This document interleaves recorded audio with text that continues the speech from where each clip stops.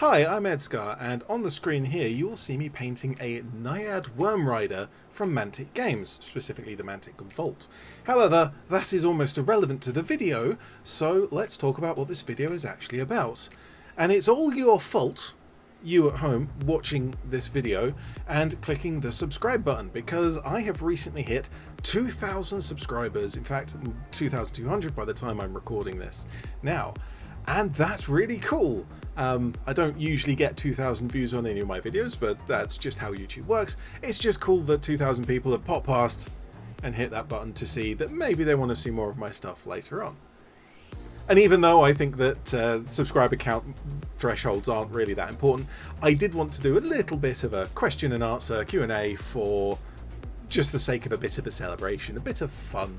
Now, just before we get into any of the questions, I do want to do a bit of mentioning about stuff that's happening on the channel. One thing I did ask when I asked for questions for the Q&A is that I mentioned that not only have I hit the 2,000 subscribers, I've also, as a separate point, hit the watch time goal to monetize my channel. And I was in kind of two minds about monetizing the channel. I'm not really sure if I can be bothered, if it would negatively affect the channel, or if it might positively affect the channel. YouTube isn't my job, and so I don't really want to make it my job, but YouTube is also running ads on my videos already, and I'm not getting anything out of it, so if I start running ads, then I at least get a cut of that, and so that is what I'm going to do. And as we'll see, some of the commenters that posted questions have kind of thought along the same lines, and as we're all kind of in agreement, this is just how things are done these days, I may as well go with it. If it does prove a problem in the future, I can always turn it off. So just to briefly mention the model that I'll be painting during this video, it is a Naiad Worm Rider from, I believe, the Empire of Dust faction for Mantic Games Kings of War. And it's a really cool cavalry model, but instead of just riding a horse, they're riding this dragon serpent, the worm, it's dragon with no limbs. And in this case, it's actually a misprint, or multiple misprints, because this is multiple pieces. Someone I know has commissioned me to print off a bunch of the Mantic Vault. There's actually a couple of months of Mantic Vault, and I've kept hold of the bits and pieces that failed to print. Stuff with blemishes, stuff that kind of falls into pieces, that kind of thing. And I've glued this model together out of those pieces. And so over this model there's a lot of issues with it. Layer skips, layer shifts, pieces missing. I've milliputted in some gaps. There are actually, I can notice a few places on the model even now where it's quite obvious where the imperfections are from the failed prints.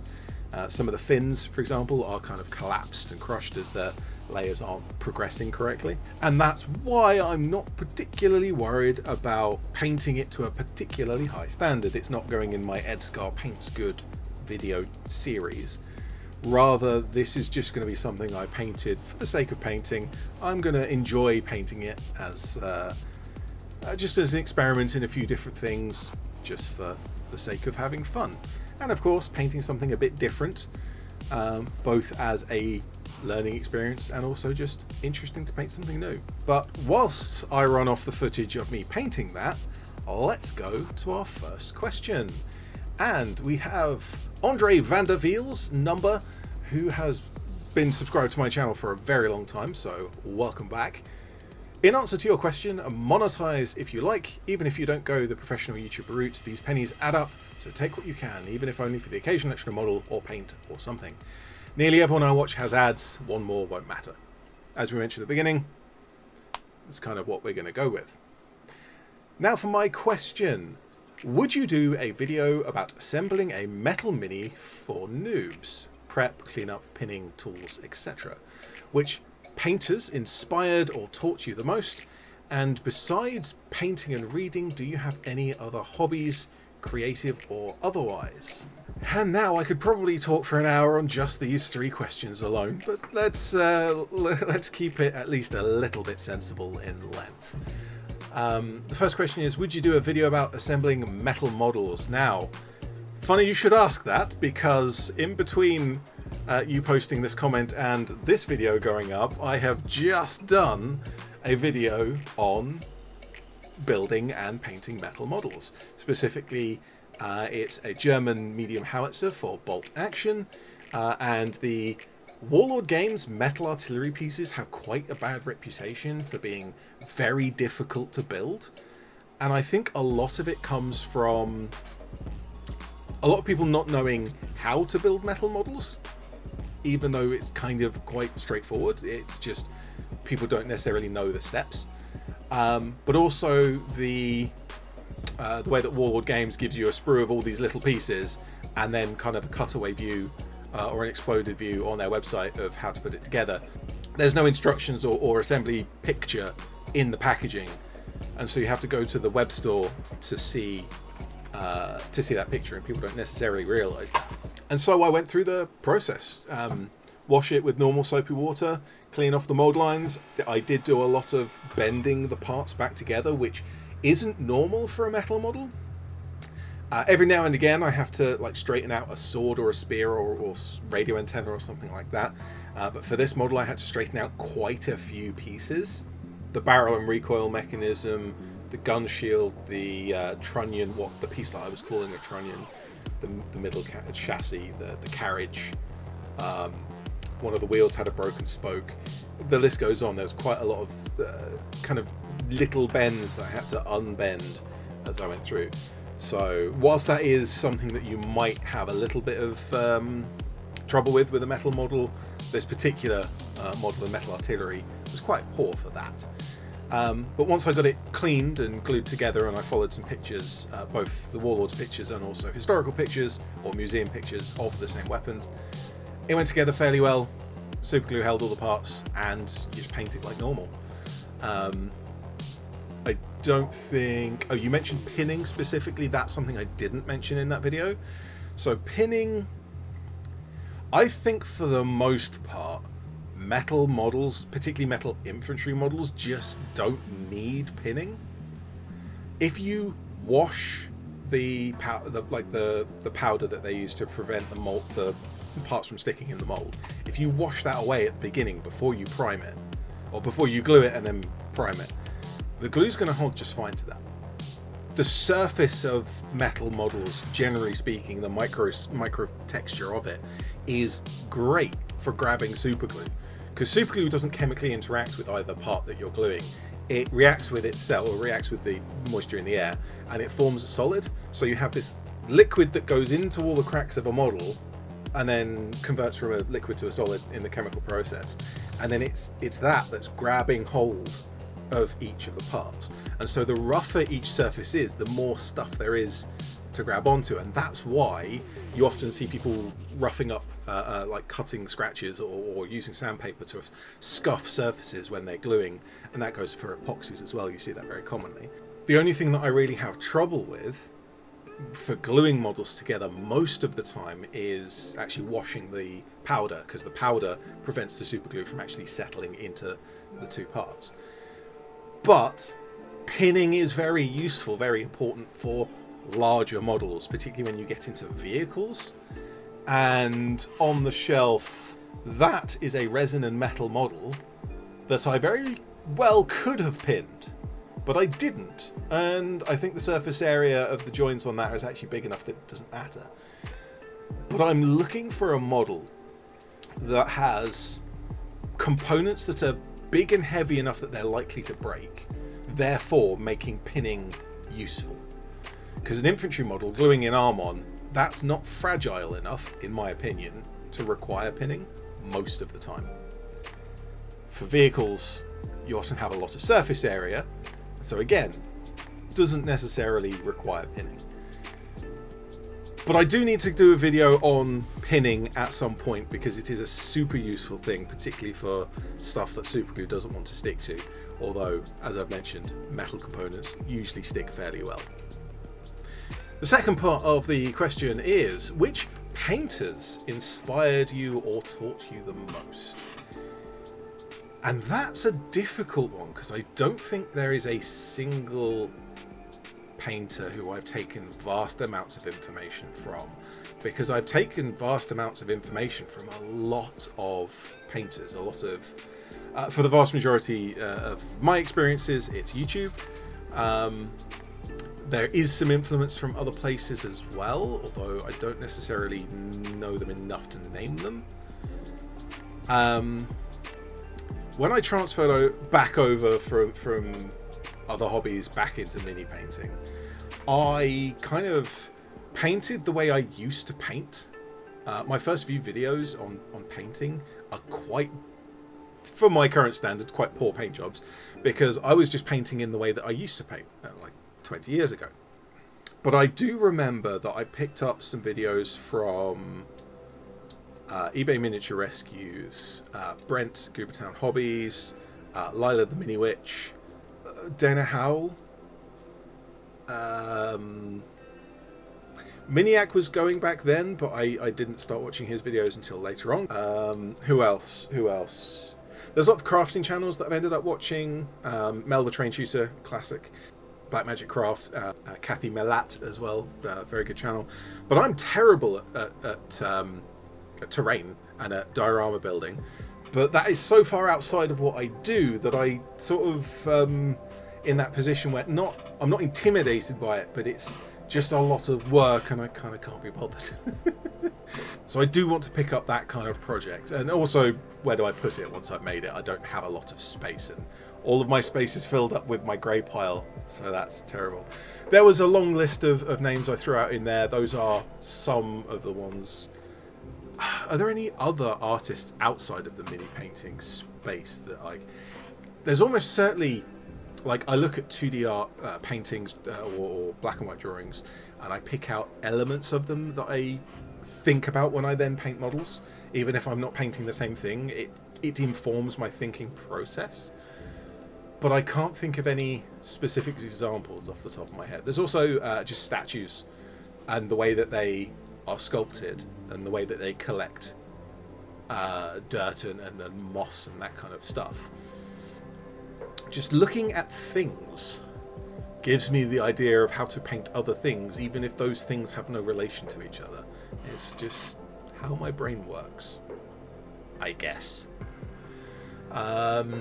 Besides painting and reading, do you have any other hobbies, creative or otherwise?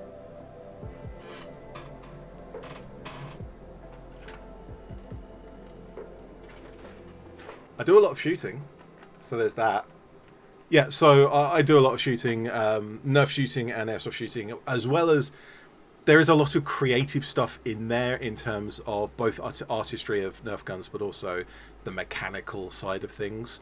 I'm very much interested in making a thing efficient and reliable and working exactly the way I like it to. And also, for anyone who remembers Penny, yeah, I made a Nerf gun with a 3D pen, and it works really, actually, fairly well. It's not perfectly reliable, but it is amazing that it works the way it does. This is an old project. I wonder how many of you remember that thing. And of course, as many people do, I play a lot of computer games.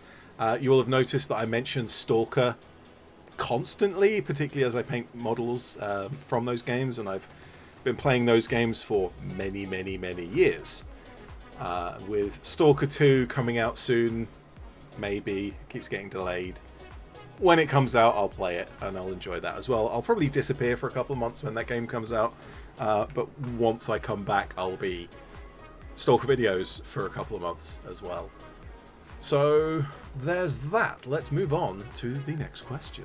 So, Rainick, numbers. If YouTube is going to run ads on your videos anyway, you should at least try to make some money from it. So monetizing the channel gets a thumbs up from me. Thank you for your input. As mentioned, I will be doing that based on your comments. Questions. You mentioned not wanting to turn your hobbies into a job, but have you ever been paid by or paid someone to paint a model? Are there any painting techniques that you always struggled with and just can't seem to get the hang of? For me, it's dry brushing. And the last silly question, you've shown off your most expensive model, but have you ever gotten any models or box sets for a really low price? Have you ever been paid by or paid someone to paint a model? I'm going to answer that as two separate questions. I have never been paid to paint a model, But I have been paid to do 3D print commissions. That's more of a case of I run a machine and I just print off other people's work for me. Usually the consigner buys the 3D files from the sculptor, sends them to me, and I print them out for them. That's the common way of how it works. Sometimes there are free files, stuff off Thingiverse, that I wouldn't be charging for, but then it's more of a case of I swap stuff for it. I've swapped a lot of stuff in our local group. Actually have a bag of stuff that needs to go with me next time I go to a game, because there's someone else who's swapping some stuff for some of Wyndham Graves models, actually. That's a name that's popped up on the channel a few times. Now, have I ever paid someone else to paint a model? I haven't, but it's something it's something in the back of my head. It's something I sort of want to do. Not necessarily specifically paying someone else, although I absolutely would pay in this kind of situation. But it's owning a piece of artwork that someone else has made. Because that's what painted miniatures are. They are pieces of art. And you can go all the way from my 20-minute speed painted bolt action models, which are not nice to look at all, to the types of models that I've spent 5, 10, 15 hours on and actually look fairly good. I'm relatively happy that if I put the effort and time in, I can make a model that I like look pretty good. But I certainly know that there are far better painters out there than I am. And so having a piece of artwork from someone else, just as a nice thing to own, is something that I'm interested in. There'll always be that kind of thought in the back of my head of, like looking at it from a technical point of view, is like, how was this done? How was how were the colors put together? How was the separation done? What techniques were used? What process? What order did they do things are? Where are the imperfections? Where are the smudges and all of that? And kind of inspecting it almost. And while I will always do that because I'm a technical type of person, it's certainly more on the artistic side. I really like the idea of owning a piece of art that someone else has done. And whether that means that someone paints something for me and gives it as a gift, or whether that means I commission someone. I've considered going to some of the other YouTubers, Miniac, Dana Howell, Miniwitch, someone else, like whoever, paying for a commission, although I don't think that that's a good idea for me to go to them, because they're busy making their own videos. They don't want to do commissions as well. In fact, I think most of the ones that I watch have specifically mentioned that they don't do commissions, because commissions take so much time and effort, you have no idea. I'm doing a video about a 3D printing commission soon, and even that is a massive undertaking. And I'm just running my printer. I'm just doing some prints. It's what I already do. But doing it in volume and doing it to a time limit just makes it that much harder. What was the next question? Are there any painting techniques that you've struggled with or can't seem to get the hang of? For me, it's dry brushing. Now, I did struggle a lot with dry brushing, and I don't think I'm like an expert dry brusher, but I certainly have worked out how to do it. For me, I've seen a lot of advice in the last year or so from various articles and videos and so on that suggest not necessarily fully dry brushing, but getting the brush ever so slightly moist and then going for a dry brush, rather than and that actually goes back to thin your paints, the famous meme of the mini painting hobby. When you paint with like if you just normal brush painting, not dry painting, not dry brushing, you're just doing a normal layer. If you paint straight out the pot or onto the wet palette and straight onto the model, you're going to have this really thick, gloopy paint, and you try and spread it around, and you're going to have trouble with the consistency. It's going to be lumpy. It's going to give you that horrible texture. But when you thin it with a little bit of water, you get this nice smooth effect, and it goes on lovely. If you put in too much water, it's going to separate and bead up and be terrible again.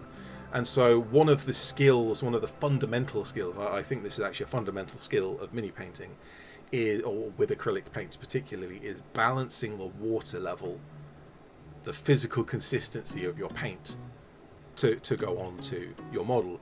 And what I think needs to be more common in dry brushing is that same understanding. Going with your paint straight from the pot and dabbing it off on some paper towel is going to pull all of the water out of your paint, but leave just the pigment and medium, which is now drying rapidly on your brush as you start to dry brush. And so you're dry brushing with that lumpy textured paint that's already starting to polymerize before it's even hit the model. And that's where a lot of the difficulty for a lot of people comes with dry brushing. But then also, in the same way that you can over thin paint for layered paint, you can over thin paint for dry brush very, very easily. And that's something that I've had trouble with. So in the same way that balancing the moisture for your layer paint is important, same thing goes for dry brushing, working out the right level of moisture to go on. Up to a point, there's also brush choice. Very popular is like the little makeup, like the really soft brushes, and that helps.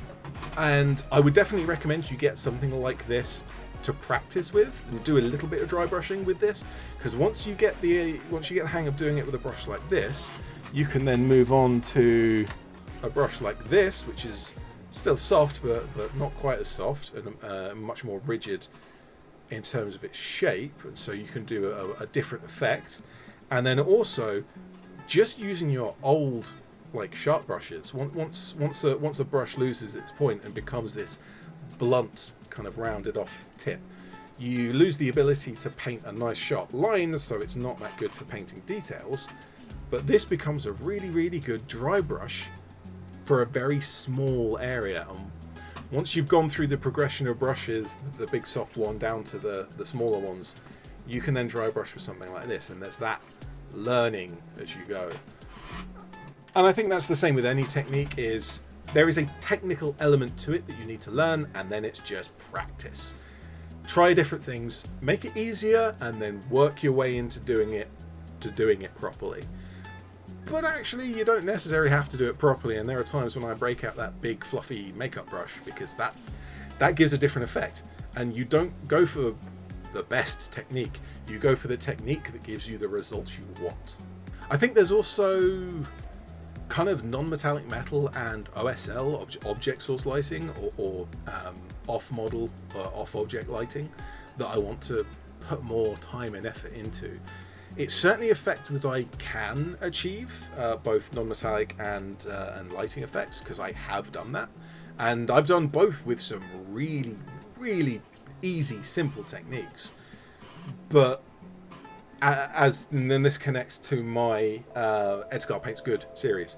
I want to bring in a proper metal model and do a really like fine high art level of non-metallic metal on it, because I know that from a technical point of view I have the basic understanding of how to do that, but I need to work up the practice for non-metallic metal. And when it comes to object source lighting, I've done quite a few now. I say that I've done probably 5 or 10 either object source or close environmental lights, directional lights, and so I've got the basics down. And again, it's that iterative practice, trying it in different shapes, different models that have different emphasis on how the lighting works. But I mentioned them together, OSL and MM, because they are very much the same technique in a lot of ways. But also they both can be done in different ways. There are several techniques of non-metallic metal, and there are several techniques of OSL and directional lighting. There's all sorts of ways you can approach this, and you don't go for the one that is best, because there's no such thing. You go for the one that gives you the effect you want, and to be able to do the one that you want, to be able to do the technique in the way that you want to get the effect that you want, you need to have practiced everything so that you know the right way of doing it, and that's something that I need to do with non-metallic metal and OSL. The last silly question was, what's the cheapest models? Now, of course, for anyone who's followed the channel, I've got some models for free. I've been given some STLs for review a couple of times. I've also been sent some Gaunt's Ghosts models by some viewers. On 6 separate occasions, I've been sent Gaunt's Ghost models by either viewers or friends who wanted to help that out. And given that I've got 100 models, there's a decent percentage of my army is gifts from various people. So that's pretty cool. Thank you. Actually thinking that through, that is really cool. So thank you to everyone who has literally directly contributed models to that project. But when it comes to buying models new, the cheapest models that I've ever seen, and they're on the shelf up here just off of the camera, I'll show them off in a minute, is the Warlord Games Celts. Now you can buy, or at the time I bought them, they were something in the region of 48 pence per model. And I think, just for the sake of being interesting, I'll run off to Warlord Games and find the, yes, Ancient Celtic Warriors. So Ancient Celts, Celtic Warriors plastic box set.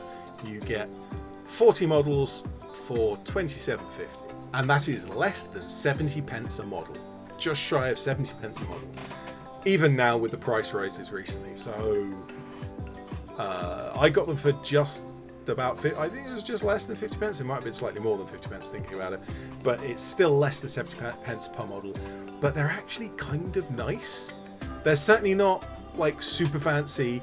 They've not got crazy amounts of detail or anything like that. But they are like, but all the detail that is on them is good detail. There's folds in the clothing, there's chainmail, the ones with the naked torsos have muscle definition, all of the hair and the helmets have detail on, but that also, on the other hand, gives you a lot of flat surfaces. So if you're trying to practice certain techniques on a nice big smooth area, a shoulder or shield or the bare chest if you're painting skin, these are great models to practice on. And because there's a bunch of them on the sprue, there's actually quite a few different combinations of parts, so you can have quite a lot of variation in them. They're not like paying a pound a model for cookie cutter monopose models. Looking at you, second edition Gretchen. The next question is Hellcat Numbers. Would you ever do a paint event in Discord, and opinions on trying to get others to play games that are non-GWS? I'm excited for Bolt Action 3rd Edition. I'm also excited for Bolt Action 3rd Edition, although I am getting a little less excited every time I see an update for it. Not because I'm like, oh, this change ruins the game, it's because I hate hype trains. I'm a millennial. I've been the target of marketing and advertising my entire life. I'm done with it. Just tell me when it's out. I'm gonna buy it. Just let me know when it's done. I don't care about this hype train malarkey.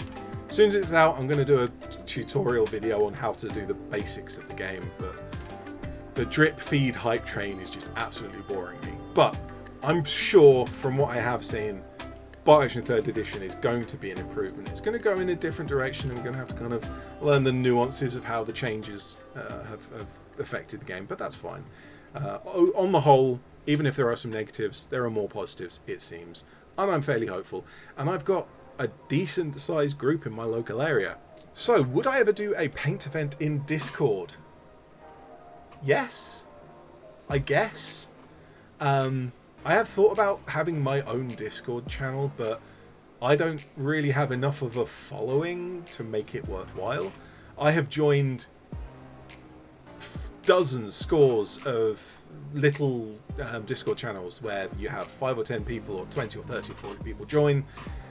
Most of them don't really use Discord that much, and so you only have a handful of people posting regularly, and then a month later everyone's moved off to another channel and it kind of dies.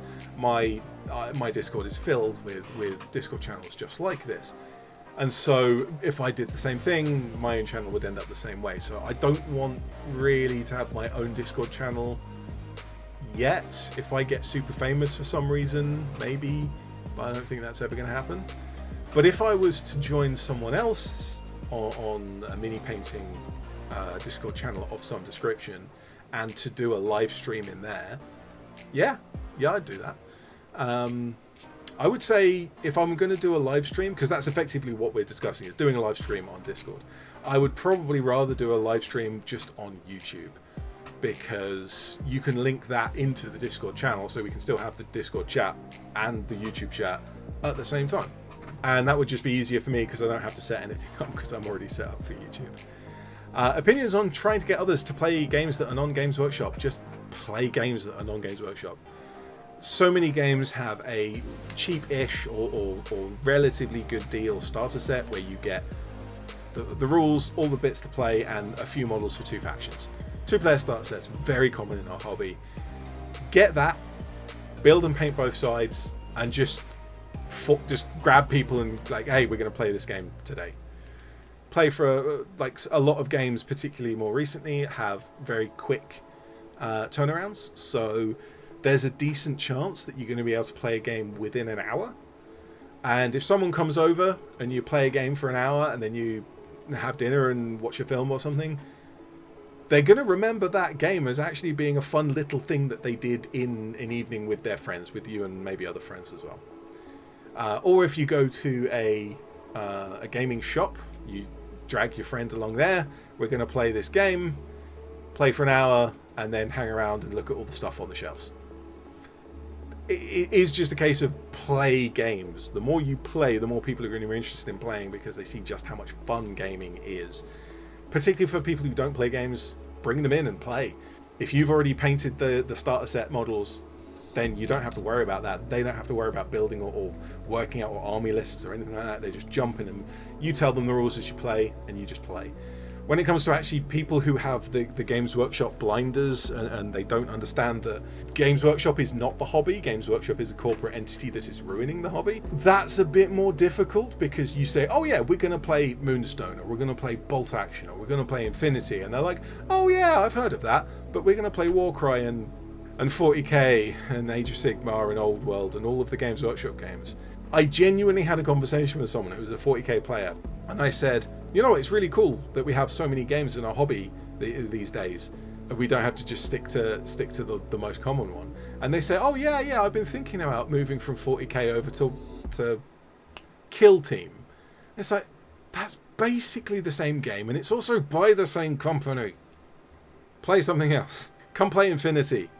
I actually do want to get some more Infinity stuff because the Corvus Belli models are fantastic. As a side note, people seem to hate metal models because they're old and dumpy, but no, that's just because old models are old and dumpy. Old plastic models, old metal models, old resin models, they're all the same. They're all rubbish.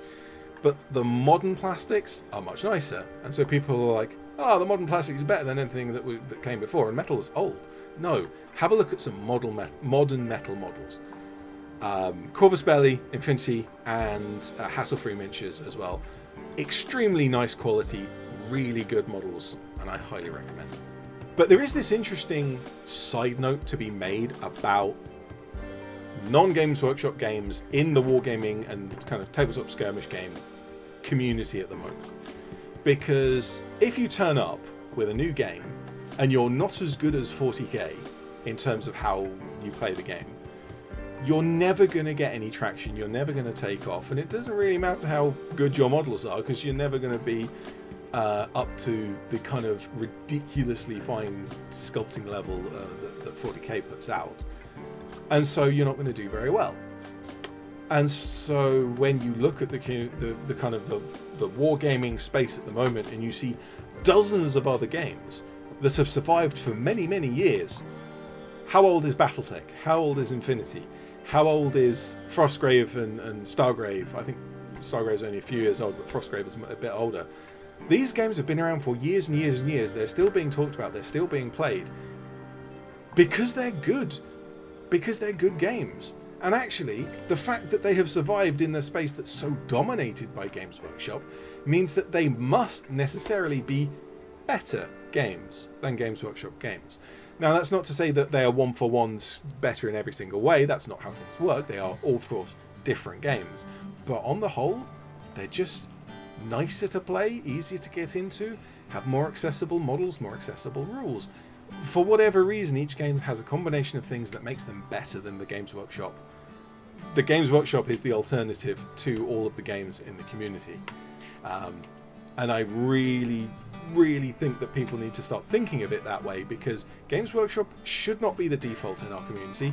In fact, they shouldn't be remaining in our community anymore, because Games Workshop are not a hobby company anymore. They are a money-making corporate entity that happens to sell models occasionally. Rant over. Let's talk about something more fun. Actually, let's talk about specifically the model that I'm painting today. Down here on the screen, the misprinted Naiad Worm Rider from the Mantic Vault, which I think is a really cool model, and it is showing.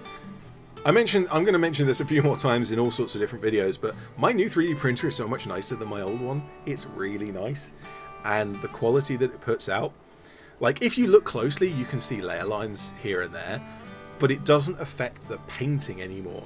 So on my old 3D printer, when I used a wash, or when I tried to highlight in certain ways, when I tried to dry brush, for example, the micro texture on the surface of those prints was so bad, or so noticeable, that it affects how I paint.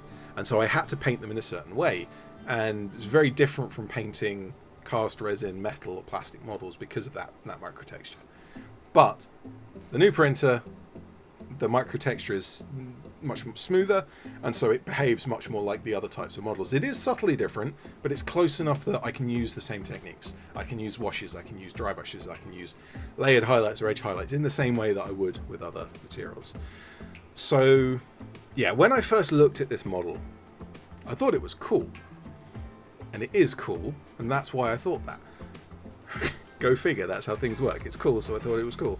But I wasn't necessarily convinced I knew how to paint it.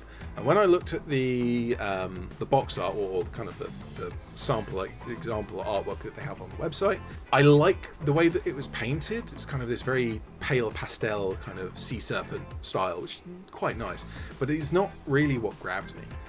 And I've noticed that I've got this dragon. There, you can see that dark spot is its wing. I've got that dragon back there for years and years and years and years, and I've not been intimidated by it. I just don't understand how I want to paint it. And so when I looked at this worm here, kind of the limbless dragon, I thought this was a great kind of opportunity to try a few things out, just throw some paint at it and see what works. I wanted to start with a dark green, because that dragon's going to end up being a green dragon probably, although I might change my mind on that. But what I had was one of these, the Revell Aqua Color in gloss. And I have mentioned this a few times, that I've accidentally bought the gloss version of the Revell paints a few times. It's a mistake that I keep making, and gloss paints prove problematic. Well, they're more difficult to paint with, because once you put them on, it's a smooth surface and the next layer doesn't stick. However, I found that if you mix at least 50-50 with a matte paint, then the overall surface effect of that mix when it dries is rough enough, kind of micro texture. It's rough enough that you can paint over the top of it normally. And so what I did in this case was I took this bright luminous green and I mixed it with both grey and black, to the point where the green was only about 10 or 20%. Like a really small percentage of the green. It was this really dark, really desaturated version of this paint. And I painted all of the scales with that. I essentially base coated the whole model. And then I came back with a little less black in the mix, but there's still the matte grey. So it's still a desaturated version of the paint, and it's still darker version of the paint. And I painted the upper half of each of the scales. And there's a belly scales on this worm that are larger, and there's the smaller kind of top side scales. So I was going with the green for the top side. I hadn't decided on the colour for the underneath. I made then the next mix with, I added a bit more green, but I kept the grey, but I didn't put any more black into it. So this is now a much brighter colour, but still got the matte grey, and so it's still desaturated and it's not matte. And for that, I painted about the top third. So I've got the whole thing in the darkest, and then a half, and then a third going lighter as I go along. And then I mixed in much more of the green, so this is now going above that 50%, so we get that little bit of gloss shine, kind of more of a satin effect rather than properly gloss. And then I just edge highlighted over the top edge of each of those scales. And overall, that effect works reasonably well. It's certainly not perfect, and I certainly haven't spent the 20 hours on it that it would take to make it perfect, but it's fairly good. Like I said at the beginning, this is a misprinted model. I don't want to spend a million years on it. I just want to throw around a few things, and I want to know whether this paint mixing technique is going to work, and I think it certainly will. So this, with black and grey in various mixes as I go, that dragon's probably going to get the same kind of treatment. When it came to the belly scales, I thought that I kind of wanted a similar colour to the green, but I didn't actually want another green. So I looked through my collection and I kind of held up a few pots of paint to say, how about that? Nah, how about that? Nah. And I picked out my blue-grey. Now this blue-grey is currently missing. I think it's on my airbrush downstairs because I'm doing some more Germans with it. But the blue-grey is a P3 paint, and it just looks great. It's so desaturated. But with that, I just did a simple black and the blue-grey mix. So there's only 2 paints in this, but I did the same kind of steps. So I painted the whole, so I kept the original base coat with that tiny bit of green, but then I did the half, the third, and the edge highlight with more and more of the blue-grey compared to black. And that is much more kind of down my street onto how I usually paint. I do a lot of 2-paint mixing. That's kind of a style that I've used quite heavily, quite deliberately, but also use it quite accidentally a lot of the time as well. And that was starting to get the right kind of effect for me. So from then I moved on to the fins, and I mentioned at the beginning I wanted those fins to be a bright red, but I went with the similar kind of technique. Black and red mix for the base coat, and then more and more red in the mix to get brighter and brighter highlights. But instead of doing the 1/3 of the area and then kind of the edge highlight as I've done on the scales, I covered about 1/3 of the surface area with scratches, with lines down each of the fins. And this is more noticeable in some places than others, but I also tried to focus it. I was pulling the brush down away from the base of the fin on each time. And what that means is that as my brush lifts at the end, I get the tiny little blob of paint that's left behind, and so this bright edge was just naturally appearing. And when I did an edge highlight over the end of that, it really had this prominent gradient going from this dark black at the base of the fin all the way up to the bright red right at the edge. And that's a nice effect, and again, if I spent 20 hours on this, it would look fantastic, but I haven't because it's a misprint. But that discusses roughly what I've got up to at this point in the video, so I'll let that carry on playing on screen and I'll mention it again later. But let's talk about some more questions. I've tagged these ones up as a little more personal, with not necessarily personal life, but about my personal painting or stuff about the channel. MP Contrehi, I'm not sure how to pronounce that. I don't know who you are, but it's nice to meet you, pal. Cool, nice to meet you too. I've had a lot of people join the channel recently, so welcome along. I guess if you like painting, you will have fun here. John says, what is an ED-SKaR?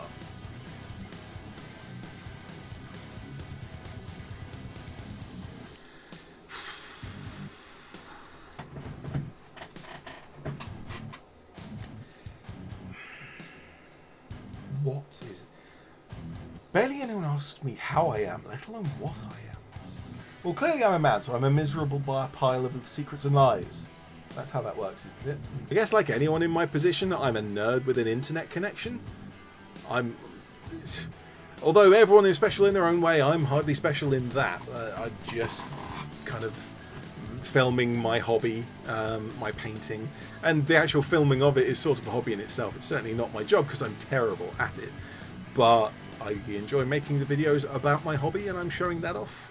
If anything, the aim that I have, the goal that I have, is to kind of combat the fear that people have about painting, particularly when they're first getting started. They'll look at a big army project or a particularly highly detailed model or just a big model, and they'll be scared of it in terms of oh, I don't want to ruin it with paint, I don't want to like make the wrong moves, I don't want to paint it in the wrong way.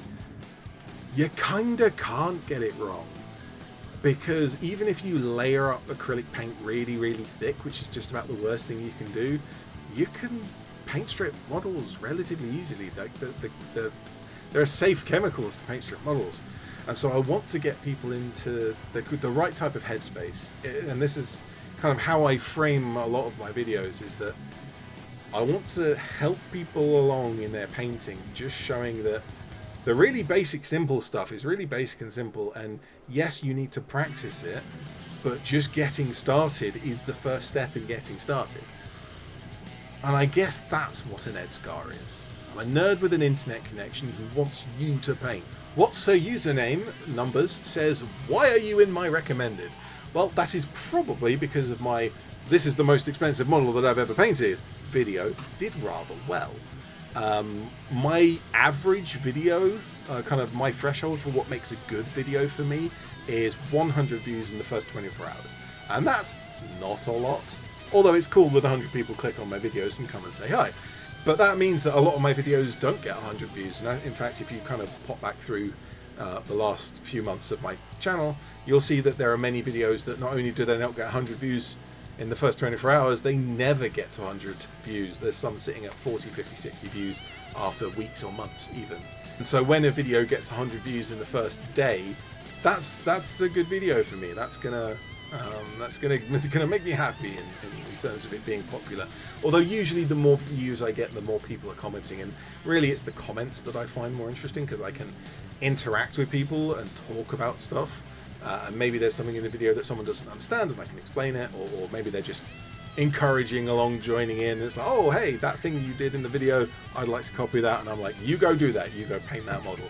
That kind of thing. Just talking with other people in the community is cool.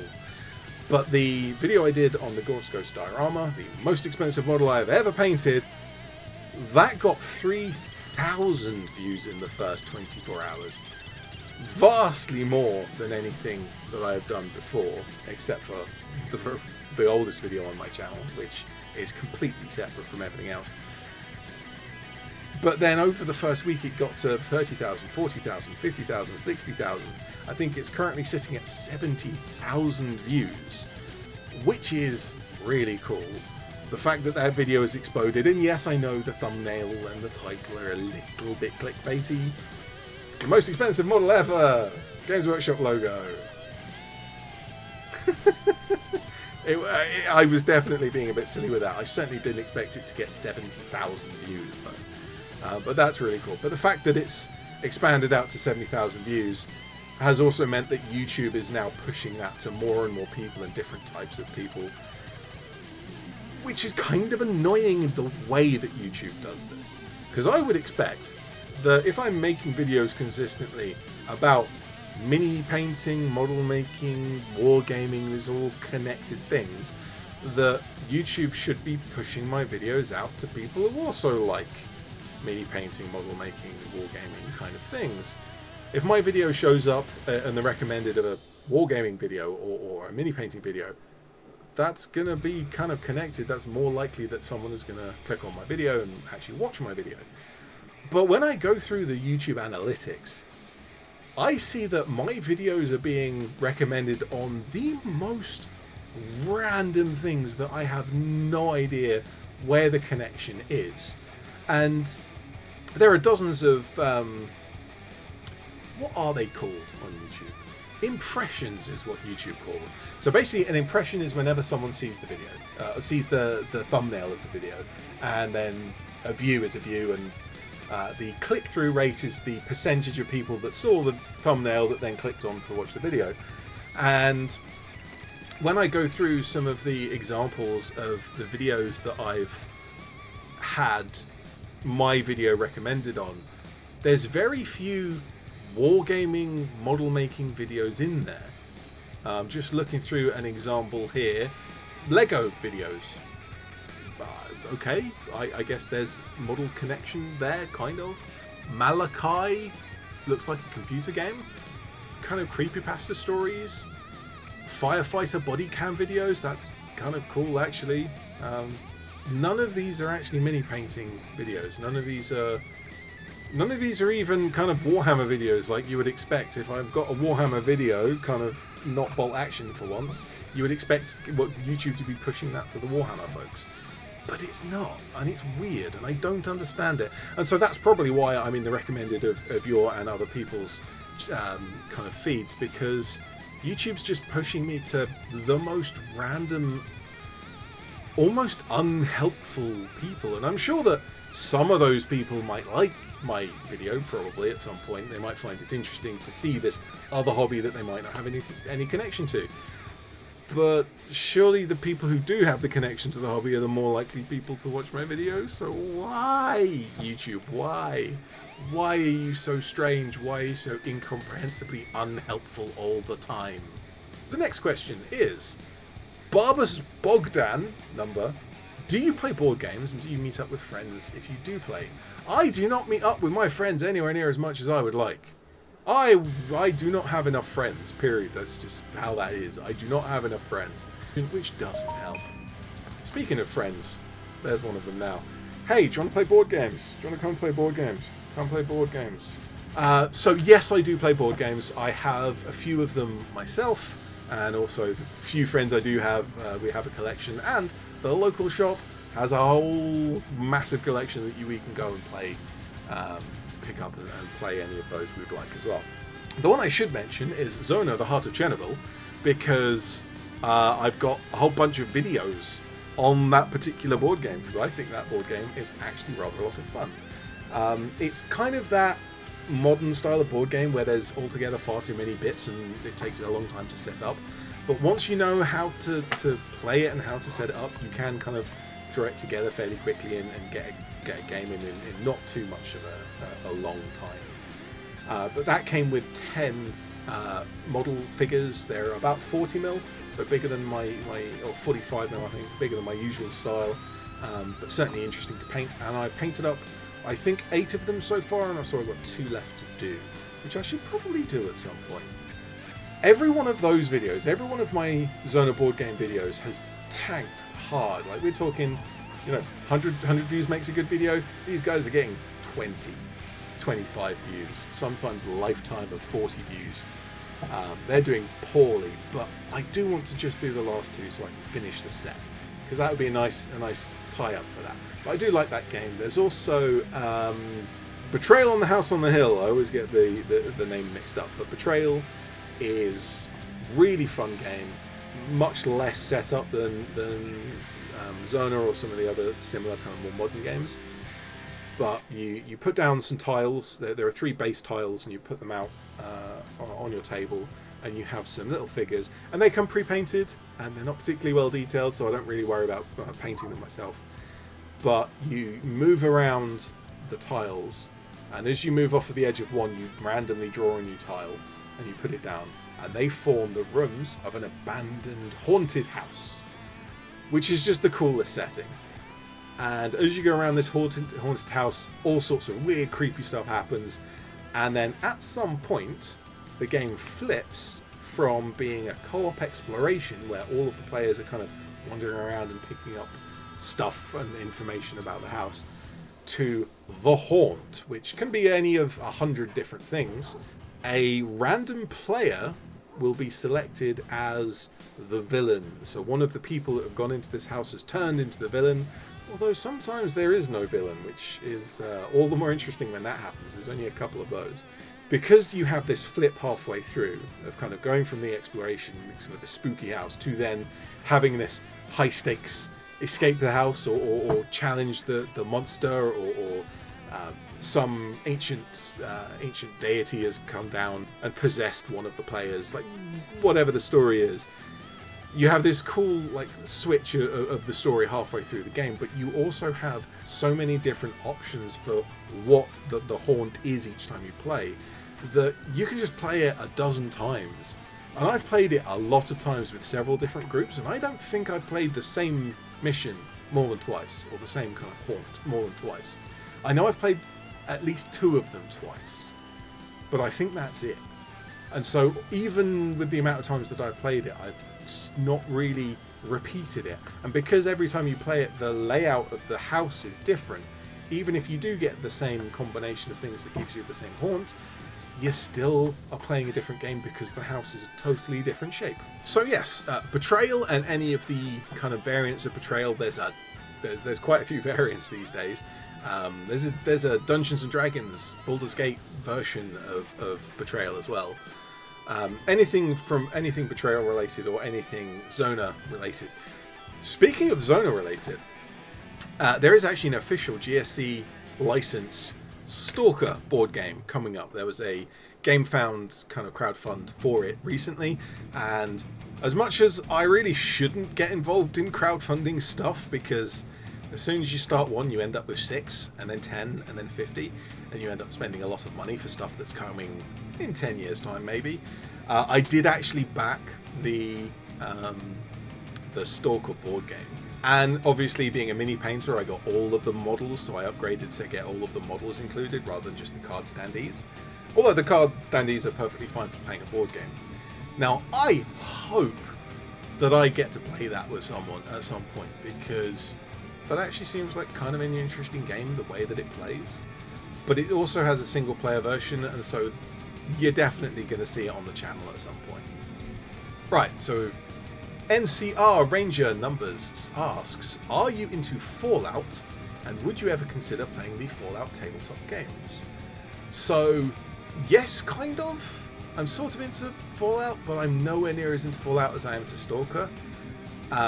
Stalker and Fallout have very similar vibe in how they do things, but there is a lot of difference between them as well. Anyone who's played the two games, or even just one, and knows about the other, will be able to pick out a dozen fundamental differences between them, but they are similar in the feeling, kind of the wandering the wasteland in different ways. So yes, I'm sort of into Fallout. I'm more into Stalker though.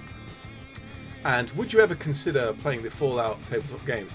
Speaking of friends who should come down and play board games, my good friend Ratman from up north, he plays the Fallout tabletop game, and he needs to come down and teach me how to play it.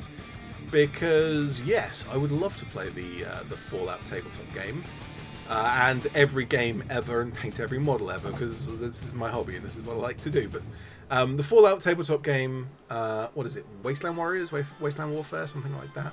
It does seem like a pretty good game, and Ratman does seem to enjoy it. So yes, that is something I would definitely like to do. Something else that I would definitely like to do is talk some more about my little worm rider here. So I mentioned how I was doing the scales, the green scales for the back, the blue scales for the belly, and then all of the red on the fins.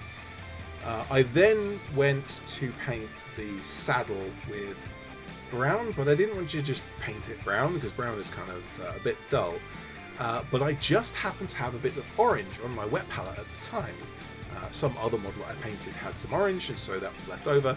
So I grabbed the orange and mixed it in. And I made this really subtle, like scratchy highlight around the edge, kind of to give the hint of kind of old worn leather. Doesn't necessarily sell that effect very well, but it acts more, it's more interesting than just a simple edge highlight in that I've kind of scratched into it rather than along the edge. And then I went back on some of the details of the saddle and the headpiece. I don't know what that would be called. Any of my horse riding friends can tell me the answer to that. And I picked out those in gold, and I knew that I was going to paint the armor of the rider in gold as well, and so tying that together was gonna work pretty well. Now I was considering highlighting up the gold and spending quite a bit of time like detailing it and whatever, but I went back to my original thought of this is a misprinted model and I'm just playing around with painting some simple stuff, and so if the gold is relatively basic, it ends up being that very tacky kind of bling bling gold look, which actually might suit this particular model rather well. I did work on the face a little bit, other than the scales that I've already done. I painted the teeth, the eyes, and I also painted the gums. I realised that I'd originally painted the gums in green, the same as the scales. But I realised that was actually a separate part of the model, so I did that in my bruisey blood red, the slightly purpley red that I have,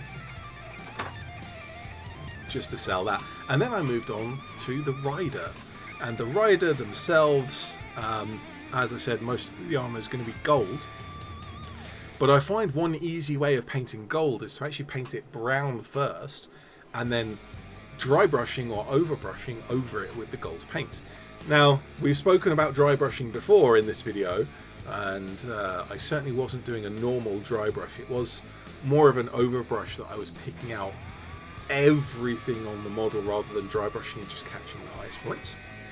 But again, going for that kind of slightly too brash, slightly too shiny gold is going to really kind of push the effect that I would like for this model, in the way that this is a fantasy creature that's been captured by someone who really thinks too highly of themselves, and they're going to polish their golden armor and make that look really shiny, and so that works quite well. There are then some fins on the armor that I noticed were not the same as the fins on the creature, but in some of them are quite similar, some of them are more different, and I'm wondering if some of that is misprints. It's entirely possible, because there's even more misprints than I know about. But I painted those in the red and green, but I actually used a different red and a different green paint, because when you look at this as a finished model, your eye will naturally see that they're different pigments and be able to tell that, oh yes, this is the natural skin and scales of the creature, and then this other red and green, this is on the armour, and the armour should look different because he hasn't ripped the fins off of some baby creature and stuck it to his armour. He's painted his armour, and so it's going to be a slightly different tone. And then, just as the final touches, I painted up the skin of the rider. The skin of the rider is a little more interesting because I spent a long time trying to work out what colour I should paint it. Should I paint them with like a normal human, Caucasian or darker brown, or more kind of yellowy brown skin tone, or an olive skin tone? I might go into kind of the Mediterranean, like the sea peoples. Getting an olive skin tone might actually thematically work. But because I've got so much gold and brown and then the green, what I really wanted was actually more of an unnatural colour. And so I thought, you know, if I'm leaning into the sea people's kind of idea, why not paint a blue sea creature colour as the skin of this person? Even though they're humanoid, they might not be human underneath their armour. And so I painted it blue, but then I highlighted the blue with a Caucasian paint.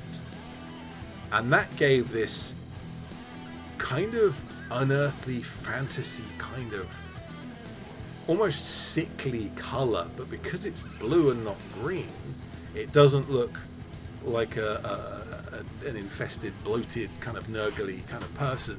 It just looks like a mythical sea person, kind of sea people's kind of vibe, and that was just about what I was kind of envisioning at this point of the project. I hadn't necessarily thought of that at the beginning, but when I went back to look at the sample, kind of the box art sample painting from Mantic Games, I realised that I've painted my rider in vaguely similar tones to the way that the serpents are painted by Mantic Games. So not only does it work for my model, it also ties in a little bit with theirs, even though it's not quite correct. Right, let's go to the last section of questions, which are all Tanith First and Only related. And yes, I will paint a couple more Tanith First and Only models, probably at some point. But for the most part, I think that project is wrapped up and done and put aside. I might come back when I want to practice some painting black uniforms again, because that's something that I really was unhappy with for my Tanith project. But yeah, I've done 100 of them. I don't play 40k, so I don't need any more than what I have. I've got most of the characters that I'm interested in, and so maybe there's a video here or there in the works about a specific character that I would like to paint. but for the most part, the Gaunt's Ghosts is kind of done for me. But some people have asked questions on vaguely Gaunt's Ghost related subjects, and so let's go to Anthony Lullum Numbers.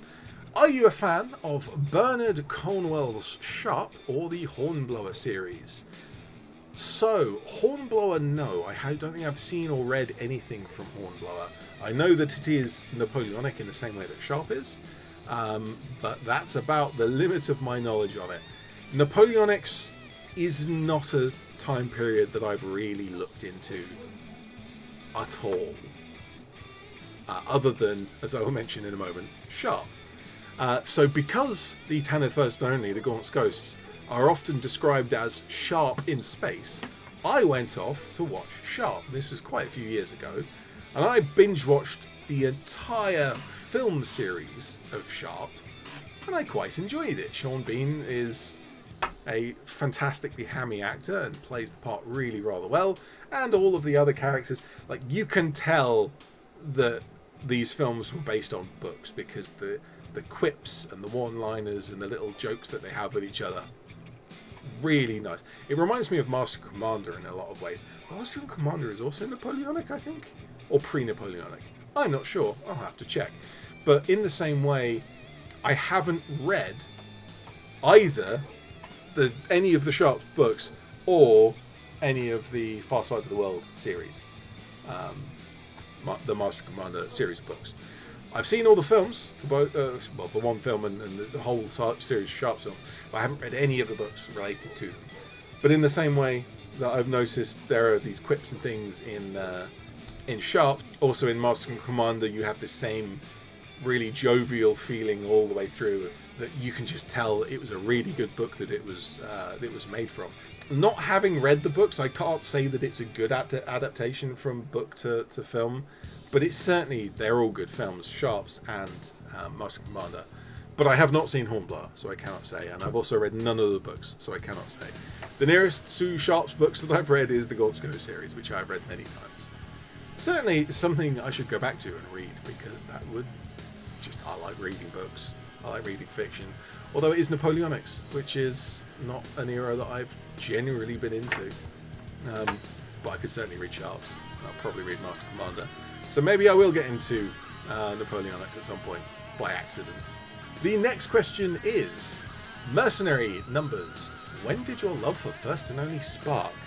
Now that is a difficult question, because I don't remember, because my memory is terrible. But I suspect that it was the little kind of group of chapters mini book that was released on the front cover of an issue of White Dwarf at the time when Necropolis, which is the third book in the Gaunt's Ghost series, was released.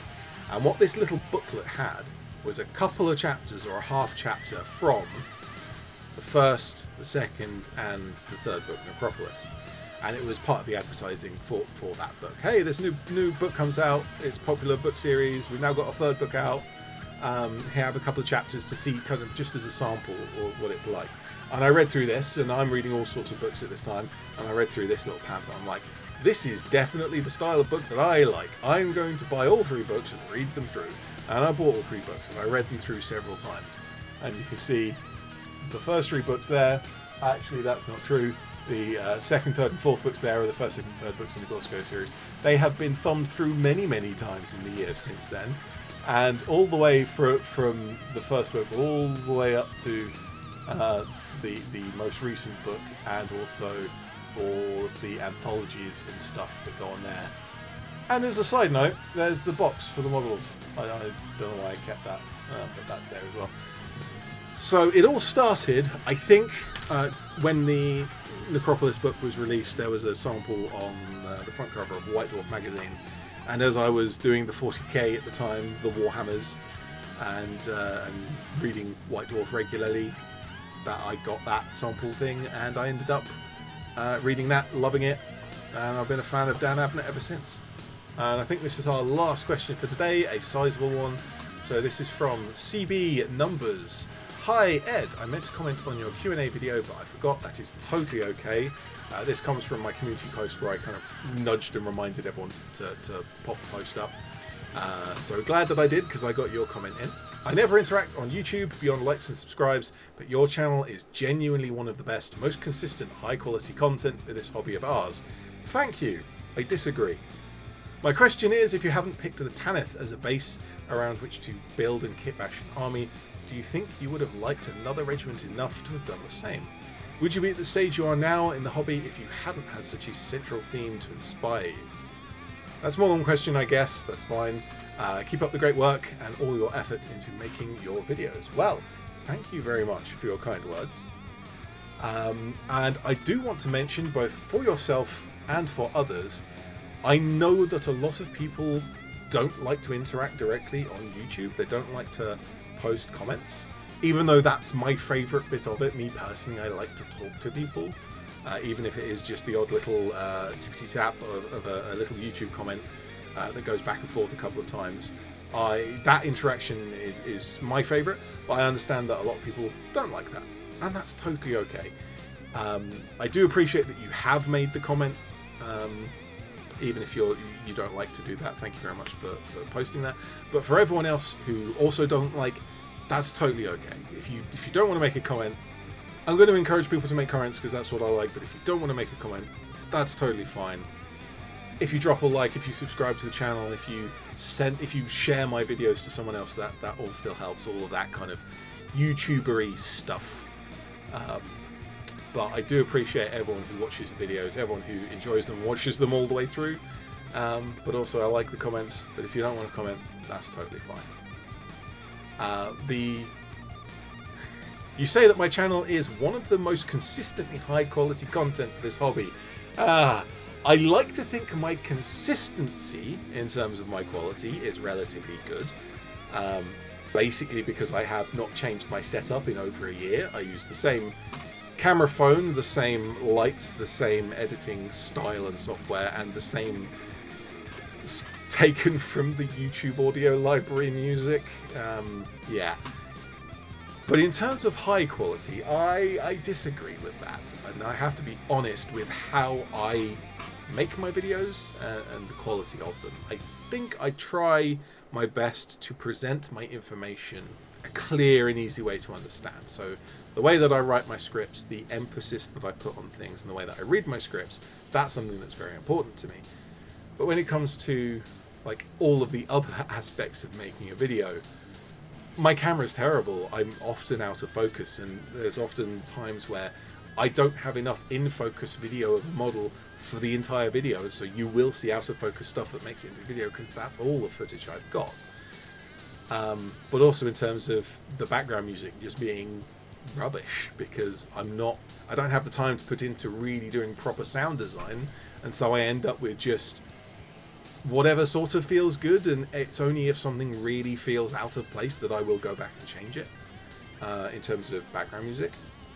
Now, a few years ago, I was making 3 videos a week, and I was out of work. I was pushing for YouTube to be my job, kind of doing the whole YouTuber thing, but I was also doing 3D printing, trying to get 3D printing commissions, and I'm not a businessman at all in any way, shape or form, and I just wasn't able to really make any of that work, so I went back into a more conventional line of work, which is working for me. I've used the word work in at least 3 different contexts in that statement, so that's a weird way of speaking, but there it is.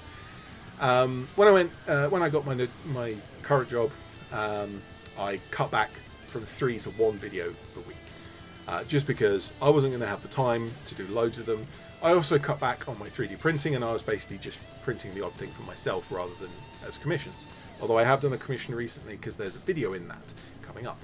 But then again, over the course of time, as I've progressed at my job, as I've taken on more responsibilities and so on, both time and stress that's related to that means that I've actually cut back even more on the time of my videos, because I want to paint for myself sometimes, and I want to do my other hobbies, like the shooting that I've mentioned, like the board games that we've mentioned, and so on and so forth, and other things. And so the total amount of time that I put into my videos now is a lot less than 2.5, 3 years ago. And so while I appreciate people saying that my video quality is high, it isn't. It just isn't. But yeah, hopefully my scripting and my presentation of information is what you're talking about with high quality, because that's really the only thing that I'm happy about with my videos at the moment. So the actual main part of this question is, if you hadn't picked the Tanith as the base, would I have picked another regiment, or would I have picked another subject?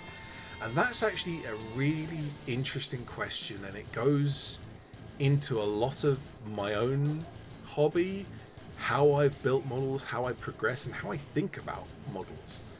Because looking back at my earlier videos, I was just kind of painting the odd model here or there. I wasn't really focused on a big project until I picked up the Tanith First and Only. And so I cleaned off my old Perry miniatures, Gaunt's Ghost models, and I painted those up. And then, just because I was doing that, I had a look around and found that there are still fans of the Gaunt's Ghost series. There are still new books coming out, and there are still people making armies, tabletop armies of Gaunt's Ghosts for modern 40k. That would have been probably 7th or 8th edition, roughly, when that happened. 40k just comes out with a new edition every week. You've just got to keep spending money to even keep playing that game. And that's part of why I've given up on the project, because I just can't afford to keep up with it.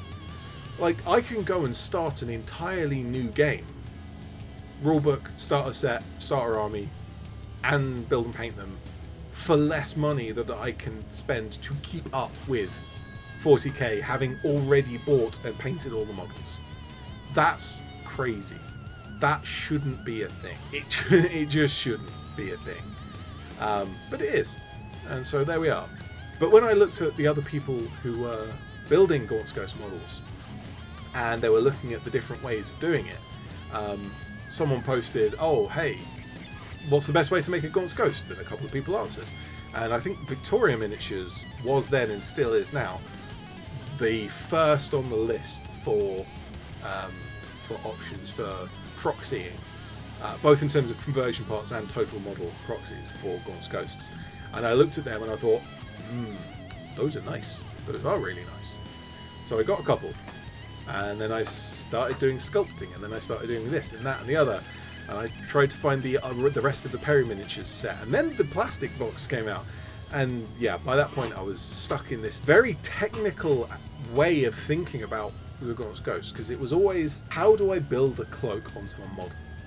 And what is every possible way to put a cloak onto a model? Because just because for one person sculpting in green stuff is going to be the best way, that doesn't mean that for everyone that sculpting in green stuff is going to be the best way. Some people are going to find sculpting in Milliput easy. I quite like sculpting in Milliput. Some people are going to find buying, even though it's more expensive, it's a lot less effort to just buy some Victoria Miniatures parts and kit bash them with some catechins. Some people are going to think, well, I don't do any of that. What about the kind of the craft options, like the tin foil and the real fabric that I use, and the masking tape, which worked surprisingly well? And so it was that technical side of things that really kept me going with the Gaunt's Ghosts. Because if it was just painting the models I had, I would have probably collected up the Perry set, and that would be it. I'd have 10 models that I would paint up, and that would be done. And so that project did really affect and bring me through with a focused kind of core project for like nearly 2 years. I was working on my Gaunt's Ghosts. And so it's actually a really interesting question that you bring up to say, what would my hobby look like if I didn't have the Gaunt's Ghost project? Now, if it wasn't the Gaunt's Ghosts, I certainly wouldn't have been any other Imperial Guard regiment. I mean, catechins are interesting, not really that interesting. The Mordians maybe are interesting, but again, not that interesting, or at least not to me personally, because I don't read books. It's really Dan Abnett's books that are the reason why I'm making the Tanith First and Only. And even then, what technical side of things is there? What interests would be to the tinkerer in my brain to make me want to build those regiments? And for me personally, there's no interest there. I'm sure for other people, you can certainly think the colouring or the particular style of models suits you, and that's great. Go for it. Paint what you like, I'll paint what I like. We'll play against each other and it'll be great fun. Unless we play 40k, in which case it won't be fun because 40k is terrible. And so does that leave me in a position where I'm not doing a big project? Because at the time I wasn't really playing any big army games. And I never really picked up 40k again even back then, so my talent hadn't really seen that many games. But this is before I picked up Bolt Action, which is currently the only big army game that I'm playing. And that's really interesting. I almost certainly would have lent into skirmish games more. And I know that Frostgrave was popular about that time. And I love the Frostgrave models. The Frostgrave's fantastic models for kit bashing.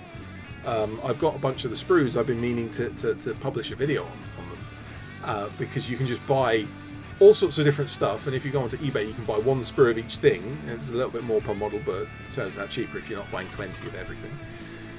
And just throw absolutely anything with absolutely anything and make something that's really interesting and cool. You can make stuff that looks like Stalker models, you can make stuff that looks like Mad Max, you can make stuff that is from any fantasy setting, although of course you're looking at generics models rather than specific characters. That is something that I might have ended up with, just because, again, the Tinkerer brain. But also, Frostgrave's just a good game. I need to play Frostgrave. I need to play Frostgrave a lot more. I also need to play, what is it, Moonstone. I want to do Moonstone as well, because that seems like a lot of fun. So, yeah, that is a really interesting question, and I don't necessarily have a proper answer. What would my hobby journey, what would my experiences be like without the Tanith as that central technical project? And the only thing I can say of Frostgrave, and even that's just a loose guess, because the models have that kind of it tickles that Tinkerer itch, but also the game is pretty good. So there's a good chance that I could end up in there, but then I could just as easily have ended up doing board games and finding 1,000 different models that are all sorts of weird and wonderful things, or leaning more into 3D printing, because I was 3D printing back then, although that was my old printer. And I could have ended up doing more digital sculpting. I have delved into digital sculpting and I'm not very good at it, but if I'd have spent the amount of time that I spent on the Tanith project on sculpting instead, I'd probably be fairly good at it. I should spend more time sculpting. Yes, I should spend some more time sculpting. Right, what I have spent a long time on recently, speaking of 3D printing and digital sculpts, is the Mantic Games Naiad Worm Rider, which is now complete. And it looked fine. So this model's probably had about 10 hours into it, and if I had a perfect printed version rather than the misprints of this, I could probably put like 15 or 20 hours total into it and like clean up the bits where I've rushed through, and it would look a bit nicer. But that's not to say it doesn't look actually fairly good like this. And this goes back to what I mentioned earlier. What is an ED-SKaR? A nerd with an internet connection who really would like you to paint more. Well, this goes to show that a fairly large, fairly complicated model with lots of different things that you have to paint in different ways, whilst it can take a long time, doesn't necessarily require a great deal of high-tech skill. If you look up close, you can see that the paint is blotchy and spotty nearly everywhere. Nearly everywhere. Because I have painted this in a deliberately fairly quick way. But from gaming distance, from arm's length, which is the distance that you usually look at a model when you're playing a game with, that looks cool. That looks really cool. So you've got this golden armoured, pretentious sea people riding on a giant sea serpent worm thing. It's a pretty cool model.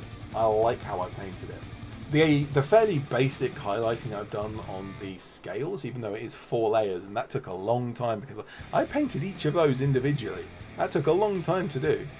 But not necessarily a high level of skill, just going through it one by one and spending the time. That actually does really quite bring out the effect. It's not so much glistening in the scales, and if I'd have spent longer I would have aimed for that kind of glossy wet look, but you can see that edge highlight on each of them, and it gives that impression of each scale being kind of at an angle tilted so that each one is highlighted by itself. Now, I don't play Mantic Games Kings of War. I'm not necessarily certain it's my type of game, the rank and flank style. I did play the Warhammer Fantasy Battles back in the day, and I think the movement wasn't how I liked it to be. I know that Mantic's movement system is way better though, in terms of how regiments move around and line up. Much better at that.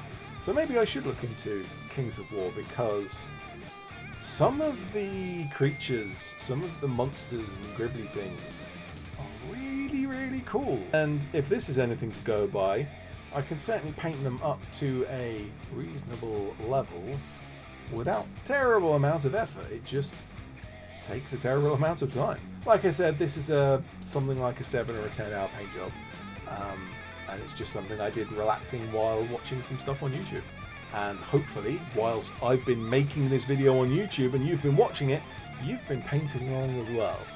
So whether you paint a serpent chap like this, or whether you paint an army of soldiers for 40k, or a vehicle perhaps, hopefully this nerd with an internet connection has convinced you to paint something. So I will leave you with a few bits of kind of ideas of what I'm going to get up to in the future. I think certainly we mentioned a video on metal models, the kind of tutorial on metal models. I think my German Howitzer video did do a good job of showing a lot of what it takes to paint a metal model, which is just to wash it before you glue it together for the most part.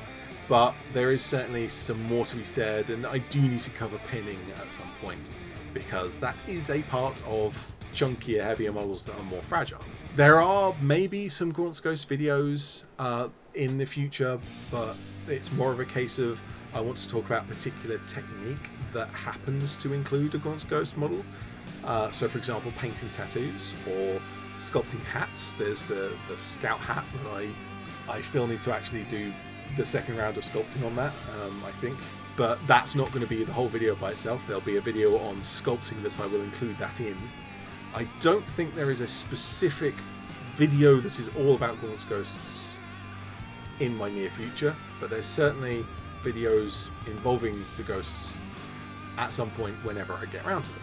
I will be doing, of course, bolt action. There's some more that's what I'm painting the most at the moment, because that's the game I'm playing the most at the moment. I will continue the £50 website challenges, the speculative shopping list, which I think are quite interesting. Some people quite like, some people really quite dislike, so it's not for everyone, I understand. But I think the one thing that I'm spending the most time on, and it almost goes back to our little worm serpent chat here, is I do want to spend time, quite a lot of time, painting individual models to a better skill level, to actually push my abilities on how I can paint.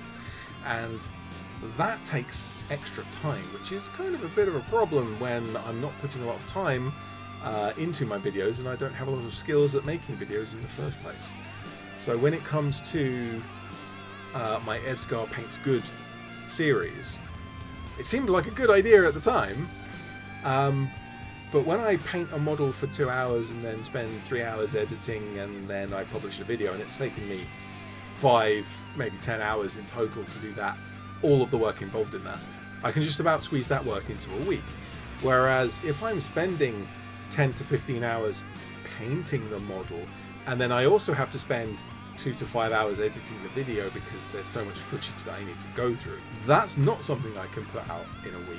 And so I'm going to have to make easier videos to be able to publish a video every week, because that is a kind of goal that I set for myself a long time ago that I've somehow still kept to.